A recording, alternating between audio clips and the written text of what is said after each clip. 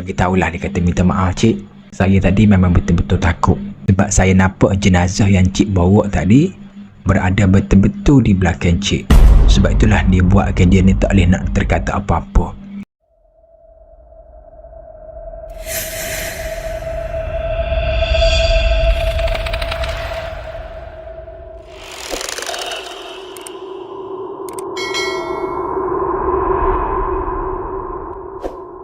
Assalamualaikum para sahabat edisi Malam Seram. Kita kembali lagi bersama dengan Ari dalam berkongsi kisah-kisah seram. Baik sahabat, kali ni satu kisah berkenaan tentang pemandu van jenazah. Ini merupakan part yang ketiga rasa. Satu, dua, betul, part yang ketiga berkenaan tentang pemandu van jenazah. Sekali lagi diingatkan, pemandu van jenazah ini adalah bukan pekerja yang biasa-biasa. Dia perlukan keberanian yang cukup-cukup tinggi. Kalau Ri pun rasanya Ri tak sanggup, tak ada keberanian tu untuk ambil ataupun galas jawatan sebagai pemandu van jenazah ni tahu. Baik, kisah ni yang mana dikongsikan oleh seorang lelaki yang mana dia memperkenalkan diri dia sebagai Abah Azman. Berumur lingkungan dalam 43 hingga 45 tahun. Macam itulah. Dia ni dah lama tahu sahabat bekerja sebagai pemandu van jenazah. Dia bekerja pemandu van jenazah di bawah syarikat dia, macam kita ingat dah dia apa, tapi dia ada macam syarikat dia. Dan jadi Abang Azman ni lah yang bertanggungjawab sepenuhnya untuk menghantar jenazah. Tidak kira lah jauh 200 meter ke 300 meter ke, dia tetap akan pergi. Jadi nak dijadikan cerita pada tengah hari, maksudnya biasalah siang hari kan, dia ni ada dekat pejabat dia sambil menyiapkan kerja-kerja yang perlu dia buat lah, ketah-ketah dengan komputer dia kan. Maka dia dapatlah kau daripada kerani syarikat dia mengatakan bahawa salah seorang pekerja syarikat dia ni bernama Abang Razif, tak silap. Abang Razif, yang mana Abang Razif ni dah lama terlantar dekat hospital, lebih kurang dalam 2 hingga 3 bulan. Dimaklumkan bahawa dah pun meninggal dunia. Maka dengan terkejut, Abang Azman macam terkejut lah. Dan dia perlu menghantar jenazah Abang Razif ni untuk pergi ke kampung halaman dia dekat dengan Kedah, bukan dekat Kedah tapi dibagi tahu dekat utara lah, mungkin belah-belah sana. Maka dia pun tanpa fikir panjang dapatkan segera alamat tu dekat mana, push terus pergi ke dekat HKL ataupun Hospital Kuala Lumpur. Dalam perjalanan dia pergi dekat Hospital Kuala Lumpur tu lama jugalah sebab dia nak kena redah jalan jam ke lebih kurang gitulah. Bila dah sampai dekat HKL tu, maka dia dah nampak banyak dah rakan-rakan sahabat-sahabat dia yang lain kan, dah pun membanjiri kawasan bilik mayat dekat HKL. Maka duduk dekat situ, kebiasaan apa kata Abang Azman ni, kebiasaan jenazah ni akan dimandikan situ, akan disolatkan siap-siap situ. Maka Abang Azman lah yang akan ditugaskan untuk bawa jenazah ini terus pergi ke kampung, ke bumi kan, dekat kampung halamannya. Maka bila lebih kurang dalam pukul 1 ataupun pukul 2 macam itulah, maka jenazah ni pun keluarlah daripada bilik mayat, diusung masuk ke dalam van tahu. Maka Abang Azman ni pun diberilah satu plastik. Dalam plastik tu dia macam kelengkapan ataupun dokumen-dokumen lah, sepanjang arwah ni berada dekat hospital. Bila dapat yang benda macam ni, maka Abang Azman pun tak fikir apa-apa, start je van, maka teruskan perjalanan dia untuk pergi ke utara. Tak dicerita dekat mana tahu. Maka dalam perjalanan tu, maka Abang Azman ni pun dia terfikirlah, mengelamunglah sekejap tahu, terfikirkan tentang arwah ni. Katanya arwah ni dia tak pernah, maksudnya bukan tak pernah kena, cuma tak rapat sangat lah. Kalau berjumpa tu pun berjumpa dekat kantin sekali-sekala lah. Tak pernah lagi nampak dia ni ada isteri ataupun ada anak. Sebelum ni lah, katanya umur lebih kurang dalam 40 tahun macam tu. Dalam perjalanan tu juga dia pun dia pun buka lah radio ni, yang mana ayat-ayat Al-Quran lah. Itu adalah kebiasaan dia. Pada hari tu juga kebetulan dia ni seorang diri.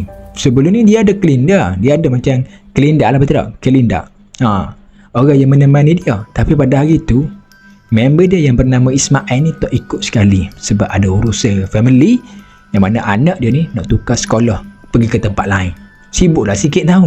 Tapi katanya Abang Azman tak ada masalah kot. Dan ni bukanlah kali yang pertama dia pergi seorang diri. Katanya pernah 200-300 km jauh pun kebanyakan dia pergi seorang diri.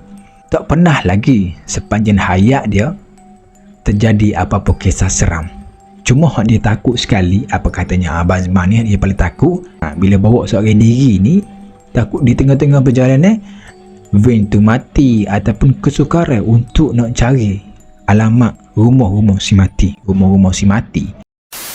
Kesukaran untuk mencari rumah si mati, itulah yang paling takut katanya. Dia pun teruskan perjalanan seperti biasa seorang diri sambil dengar radio. Sekali-sekala tu dia akan telefon lah isteri dia sambil bercakap dengan anak-anak dia lah untuk hilangkan rasa bosan. Baik, dalam perjalanan tu bersama, maka dia pun singgah lah sembahyang maghrib. Dekat mana kita ingat, settle sembahyang maghrib, dia pun keluar. Dia nak keluar ni lah sahabat, hujan dah mula lebak tau.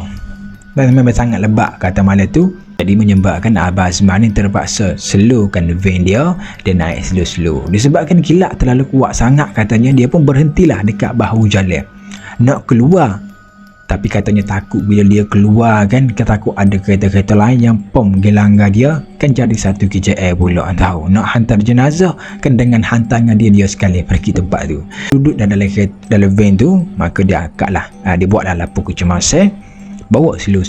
Dalam keadaan dia bawa slow ni lah, tiba-tiba tahu bunyi macam benda yang kuat terampas dekat van dia, menyebabkan Abang Azman terkejut dan istighfar sekejap, usap dada dia, dan sekali-sekala tu dia akan toleh juga ke belakang untuk tengok keadaan jenazah dan juga keadaan keranda tu macam mana. Takutlah jadi apa-apa kan katanya. Maka dia akan tengok, okey, selamat lagi, comel lagi pada masa tu. Tiba-tiba bila dah sampai dekat salah sebuah sungai Perak tu silap lagi, untuk dia berhenti solat isyak dekat tu, dia nak sampai saja dekat situ, dia terkejut sebab katanya keranda ni dah beralih tempat tahu, pergi ke tempat lain. Dia tak adalah beralih kuat sangat, dia beralih sikit-sikit gitulah kot. Cuma Abang Azman ni terkejut lah, katanya dia tak adalah terlanggar lubang apa-apa semasa dalam perjalanan tu.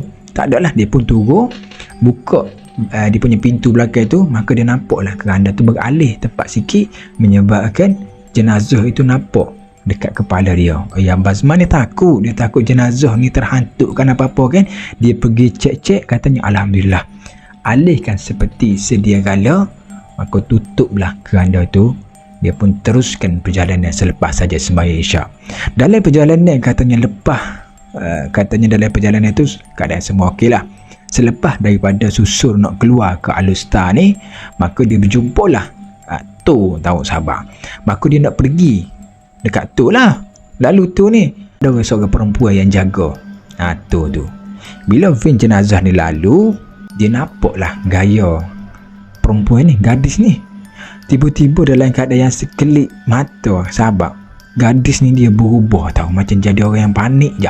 Bila nampak je kenderaan ataupun van Abang Azman ni, dia macam ya Allah, dia macam takut, menggelabah, ketar-ketar juga mata dia. Jadi Abang Azman tak tanyalah, masa Abang Azman ni nak ambil baki yang mana gadis tu bagi baki kan, tu ni sempat juga tahu perempuan ni dia bagi isyarat dekat Abang Azman. Dia macam tunjuk gitulah, tapi dia tak bagi tahu, tak bercakap apa-apa. Dan Abang Azman ni dia pelik juga, tapi Azman tak paling lah ke belakang ni. Tapi Abang Azman dia yakin mungkin ada benda dekat belakang dia, ataupun mungkin ada benda-benda yang tak diingini berlaku. Abang Azman ambil je baki, start van lah, maksudnya pergi macam biasa. Lebih ke dalam 1 jam setengah tu, maka sampailah tahu dekat rumah si mati. Turun, angkat je keranda, naik ke rumah, serahkan benda-benda yang patut kelengkapan barang-barang dokumen-dokumen tu siap. Jadi tuan rumah ni pun bagi tahu, kata cik duduk sini je lah, dah lewat pagi ni, katanya dah macam dah 2-3 pagi macam tu lah, dah lewat pagi ni, tidur sini je, esok je baru balik. Abang Azman ni kan biasalah, dia ni walaupun pekerjaan dia tu yang perlu dihantar jenazah tu jauh, contohlah daripada kena hantar dekat Kelantan, kena hantar dekat Terengganu, mana-mana tempat sekalipun, dia tak akan sama sekali tidur tahu. Dia akan pergi, dan walaupun badan dia letih macam mana, dia akan balik juga. Syukurnya dia akan tidur dekat rumah. Kebiasaan kalau dia hantar jenazah, bos dia akan bagi cuti 1 hari. Pada cuti itulah dia akan tidur puas-puas. Dia pun baliklah sahabat. Bila dia balik, dia akan lalu dekat tu yang tadi lah, yang ada perempuan jaga tadi. Keluar ni pun dia macam masih lagi nak tahu apa sebenarnya perempuan ini sampai takut macam tu sekali tahu. Dia pun berhentilah dia punya kenderaan dia, van dia ni dekat bahu jalan. Sebelum tu dia pun pergilah berjalan dekat gadis tersebut. Maka bila berjalan dia panggillah salam. Assalamualaikum. Perempuan tak hati yang nampak Abang Azman ni macam dia punya panik dia tu masih lagi tak hilang. Dia Abang Azman ni pergi dekat sikit dengan dia dan tanyalah perempuan ni apa sebab yang nampak daripada raut muka perempuan ni yang takut sangat ni. Bagi tahulah, dia kata, minta maaf cik, saya tadi memang betul-betul takut sebab saya nampak jenazah yang cik bawa tadi berada betul-betul di belakang cik. Sebab itulah dia buatkan dia ni tak boleh nak terkata apa-apa. Azman dia punya cuak, dia punya takut tak boleh nak bagi tahu macam mana. Maka dia pun tu tinggalkan perempuan tu dalam keadaan yang mengelamung kepala, tak dia tak tahu ke mana. Last sekali dia pun singgahlah mana-mana masjid untuk duduk berehat dekat situ. Katanya tak mungkin dia nak teruskan perjalanan dia untuk balik setelah apa benda yang dia dengar tadi tahu. Dan itu kisah seram yang pertama tahu, yang kena sepanjang 5 tahun dia bekerja sebagai pemandu van jenazah. Dan itu adalah kisah seram yang pertama. Dia tak tahulah sama ada perempuan itu berbohong ke cuba nak mainkan dia ke. Tapi kalau nampak daripada gaya dia sahabat, perempuan ni memang betul-betul terjadi. Sebab dia takut bila van je lalu, nampak gaya perempuan ni dah berubah tahu, macam dia nampak satu benda macam tu lah. Maka selepas daripada itu Abang Azman ni pun selepas subuh dia akan teruskan perjalanan balik seperti biasa.